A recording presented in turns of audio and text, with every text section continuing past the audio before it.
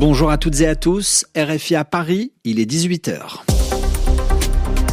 Le journal en français facile. Adrien Delgrange. Mercredi 29 juillet, soyez les bienvenus dans cette nouvelle édition du journal en français facile. Au sommaire aujourd'hui, inarrêtables ces feux de forêt près de Bordeaux, dans le sud-ouest de la France. Depuis maintenant une semaine, les arbres s'enflamment. Aucun mort, mais de très nombreux dégâts matériels.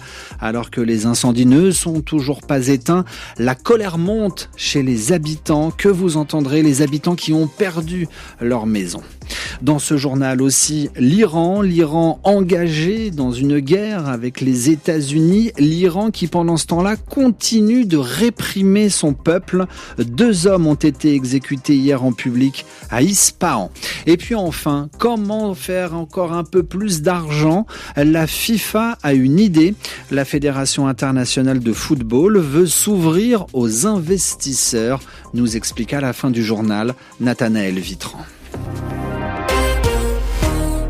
C'est une journée déterminante sur le front des incendies dans le sud-ouest de la France. Le département de la Gironde, comme 15 autres départements, est en vigilance orange canicule. Les fortes chaleurs font craindre une reprise de ce feu du côté des habitants sinistrés. Après la sidération, la colère prend le pas. Dans la commune du Porge, dévastée, un collectif d'habitants envisage une action en justice. Ils estiment avoir été abandonnés par les autorités, sacrifiés même au profit des villes voisines les plus riches. Ludivine Dorignac est habitante du Porge.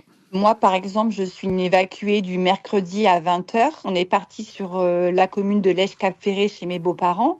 Pourquoi ? À 3h46, à Lège-Cap-Ferré, on reçoit un SMS d'alerte préventive évacuation.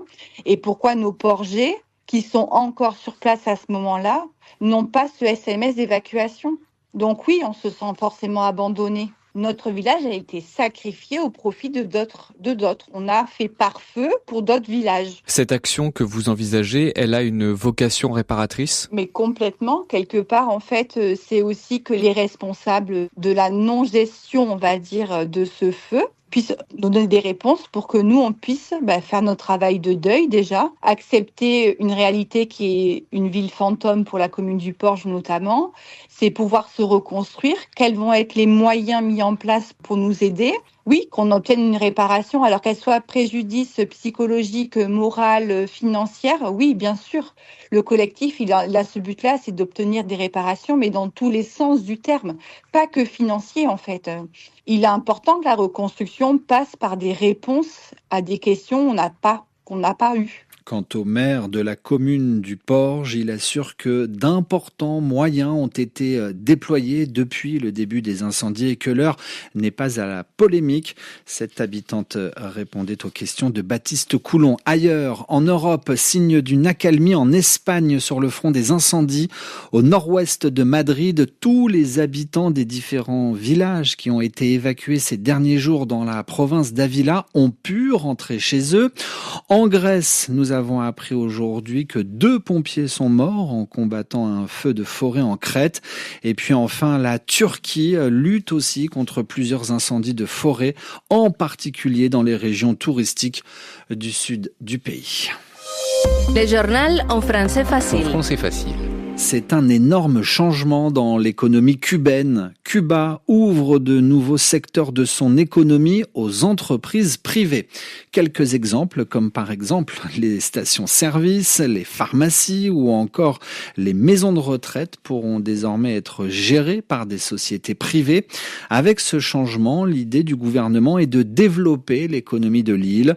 Enfin, certains secteurs restent tout de même encore contrôlés par l'État, comme par exemple la santé, l'éducation et les médias. Au Moyen-Orient, ces dernières heures, l'Iran a bombardé des bases américaines situées en Jordanie.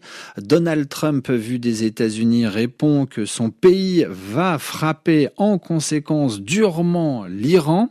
Et si l'Iran continue d'être au cœur de l'actualité dans ce conflit avec les États-Unis, le régime iranien poursuit de réprimer son peuple.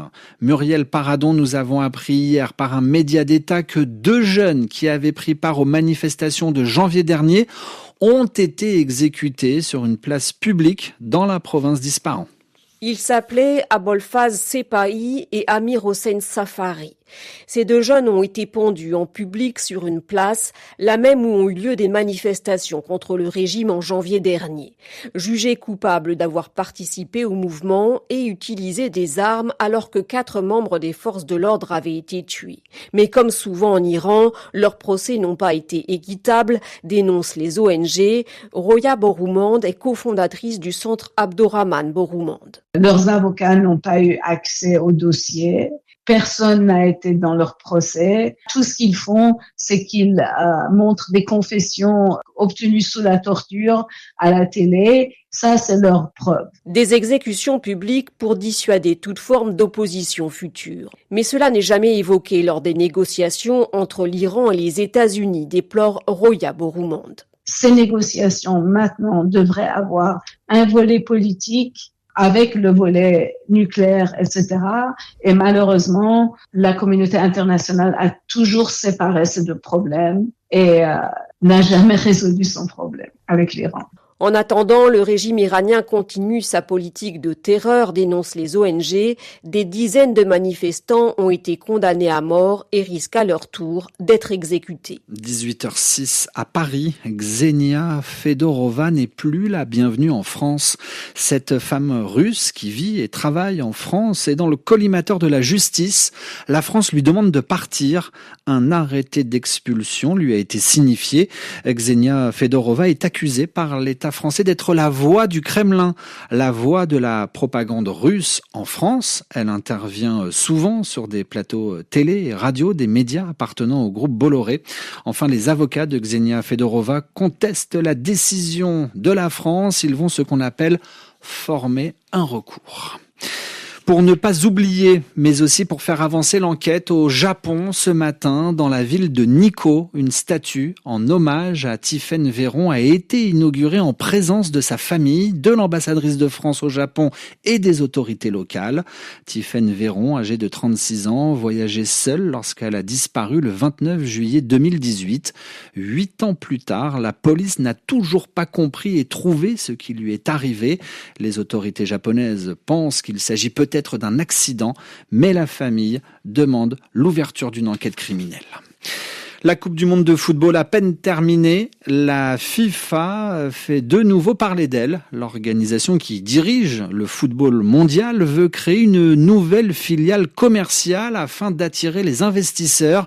La FIFA espère ainsi récupérer jusqu'à 20 milliards de dollars. Nathanaël Vitran, bonjour. Bonjour. Nathanaël, ce projet inquiète beaucoup. Oui, il a été imaginé par Gianni Infantino, c'est le patron de la FIFA. Il est très impopulaire. Ses détracteurs, ceux qui ne l'aiment pas, lui reprochent généralement de se concentrer sur l'aspect financier du football et pas assez sur le côté sportif. Alors que la FIFA, je le rappelle, ce n'est pas une entreprise, c'est une sorte d'association qui ne cherche pas à faire de l'argent. Cette proposition ne va pas arranger les choses. Son idée à Infantino, c'est de créer une nouvelle entité commerciale, une filiale en quelque sorte de la FIFA qui serait chargée uniquement de la partie business de la Coupe du Monde. Le marketing, les partenariats avec les entreprises et les marques par exemple. Cette filiale serait contrôlée par la FIFA mais ouverte aux investisseurs privés, c'est-à-dire que des entreprises, des fonds d'investissement pourraient acheter des parts.